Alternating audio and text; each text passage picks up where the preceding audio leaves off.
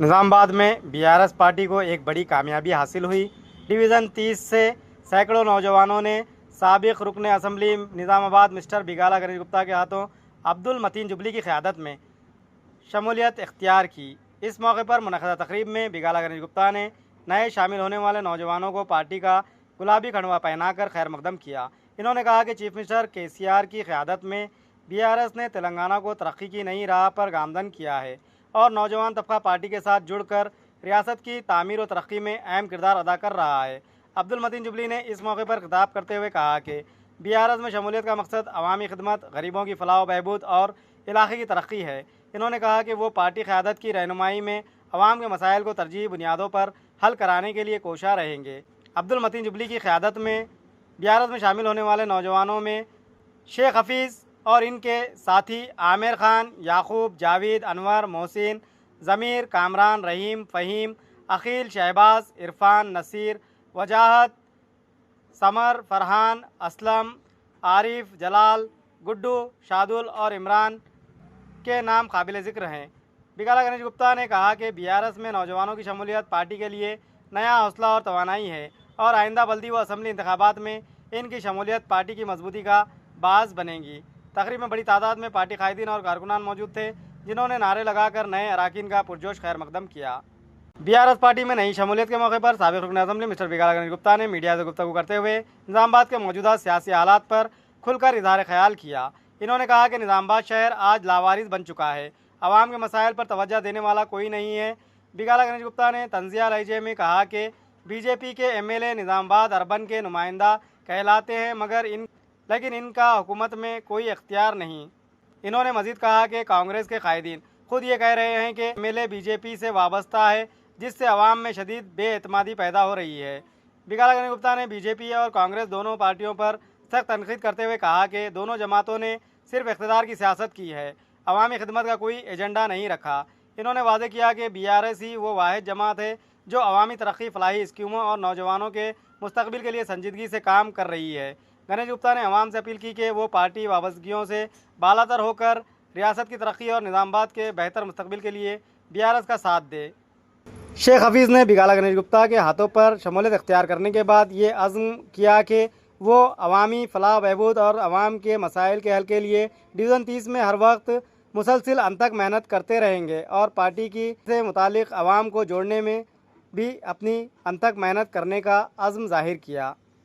इन्होंने बिगाला गणेश गुप्ता और पार्टी आला कायदीन के अलावा अब्दुल मतीन जुबली से शमूलियत इख्तियारी के बाद इज़हार तशक्कुर किया कि हमारे से काम लेके 5 साल हमारा काम लेके जैसे हुकूमत गया वो छोड़ के चले गए।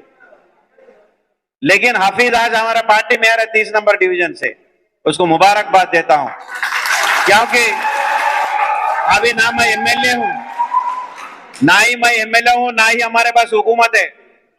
हुकूमत कांग्रेस पार्टी के पास है, लेकिन फिर भी बीआरएस पार्टी को चुन के हाफिज जो आ रहा है, इतना 200 लोगों को, नौजवानों को लेके जो आ रहा है, मैं मुबारकबाद देता हूं।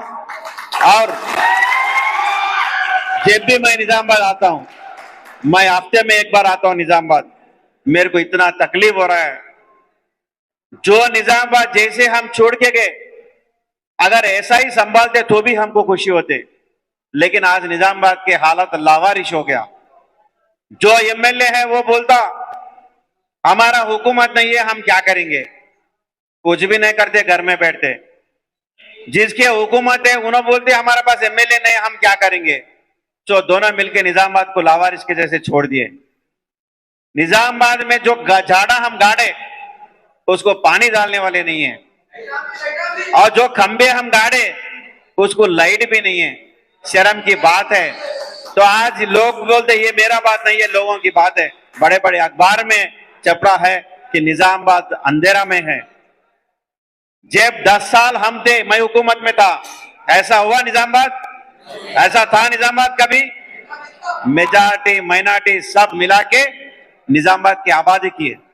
और कोई मस्कट दुबई से आया 4-5 साल के बाद, निजामाबाद को देख के उन्हें हैरान हो गया, भाई निजामाबाद कहां से कहां चले गए। लेकिन 4 साल के बाद फिर मस्कट दुबई वालेंगे, फिर हैरान होंगे, बोलेंगे पर इतना अच्छा निजामाबाद फिर पुराना शहर के जैसे हो गया। लेकिन आने वाले दिनों में मुझे पूरा भरोसा है शेर पीछे जाता, 4 कदम पीछे देते तो इसके मतलब वो पीछे चले गए नहीं, 8 कदम ऊपर से वो शेर जम के वापस आया। हम पीछे नहीं हटे, बिल्कुल हम फिर खुद के वापस आएंगे निजामाबाद में। निजामाबाद के आवाम के ऊपर हमको भरोसा है। जब भी मैं आता हूं, लोगों से मिलता हूं, बात करते रहते, इज्जत करते रहते, इज्जत से बात करते, बोलते हैं नहीं साहब निजामाबाद बहुत 5 साल पीछे चले गए, फिर आप ही आना साहब। मैं बोला भाई मेरे हाथ में क्या है, आप ही को लाना है। जरूर इस बार धोखा नहीं खाएंगे, ये इलेक्शन में जरूर धोखा खाए थे हम, आगे आने वाले इलेक्शन में जरूर आपको ही हम वोट डालेंगे, वापस केसीआर साहब को ही सीएम बनाएंगे। ये बात किसी भी तकदीर बदल सकते। आप लोगों ने तमाम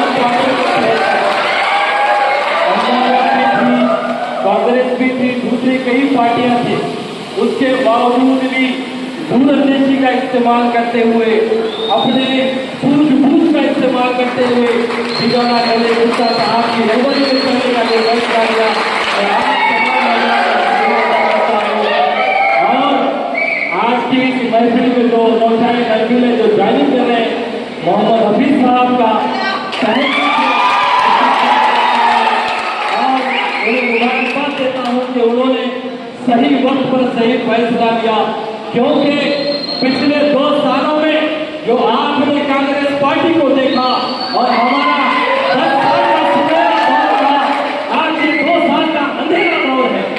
ये अंधेरा दौर वो सुनहरा दौर देखकर जो आज मैं आप लोगों को मुबारकबाद पेश करता हूँ। और नौजवान किसी भी तहरीक को बदलने की ताकत रखते हैं। आज आपने साबित कर दिया कि आने वाले दिनों में इंशाअल्लाह फिर से पार्टी का पत्थर और फिर से मेरा दौर लौटकर वापस आएगा। केसीआर साहब फिर से जो है सीएम बनेंगे और मेरा दौर शुरू होगा और बिगाड़ा गणेश गुप्ता साहब यहाँ पर फिर से भारी नतीजे से कामयाब हो।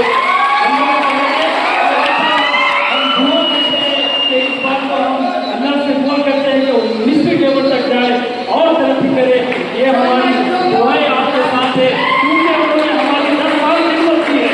क्या आप नहीं जानते 10 साल पहले निजामाबाद कैसा था?